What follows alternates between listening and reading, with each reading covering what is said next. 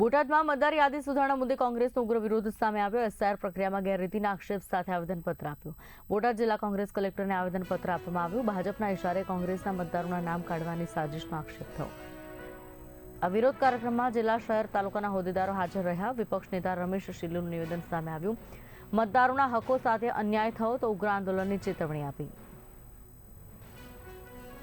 આજે અમે જે રીતે અમારા જનનાયક રાહુલ ગાંધીજીએ સમગ્ર ભારતની અંદર વોટ ચોરીનું કૌભાંડ પકડ્યું હતું, એ જ રીતે અમારા અમિતભાઈએ પણ ગુજરાતની અંદર એક સેમ્પલ નવસારીનું લઈ અને જે રીતે આખી સરકારને એવું કીધું હતું કે તમે વોટ ચોરી કરો છો, આજે એ સાબિત થઈ રહ્યું છે।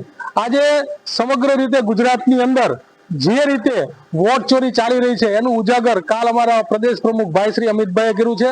ખોટી રીતે 7 નંબરના ફોર્મ ભરી અને જે લોકો વાસ્તવિક વોટરો છે, જે સાચા મતદારો છે, એનું નામ કમી કરવા માટે જે રીતે આ ભારતીય જનતા પાર્ટી કરી રહી છે એના વિરોધમાં આજે કોંગ્રેસ પાર્ટી, અમારા પૂર્વ પ્રમુખ ભાઈ શ્રી રમેશભાઈ, શહેરના પ્રમુખ ભાઈ શ્રી બાણભાઈ અને બધા જ આગેવાનો સાથે આજે કલેક્ટરશ્રીને અમે આવેદનપત્ર આપ્યું છે।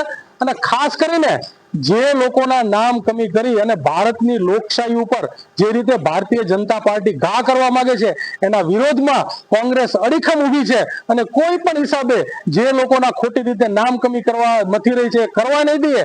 જે લોકો ખોટા છે, જે લોકો ભારત દેશના નાગરિક નથી, એવા લોકોના મત કાપે તો કોંગ્રેસને કંઈ જ વાંધો નથી, પણ સાચી રીતે જે સાચા મતદારો છે એ જે નામ કમી કરવા જઈ રહ્યા છે એની સામે કોંગ્રેસ ભયંકર એમને વાંધો છે અને એની માટે આજે અમે કલેક્ટરશ્રીને આવેદન આપ્યું છે। થોડા સમયની અંદર અમે રસ્તાઓ પર પણ ઉતરશું, અમે કલેક્ટર કચેરીનો ઘેરાવ કરશું અને જરૂર પડી તો અમે વિધાનસભા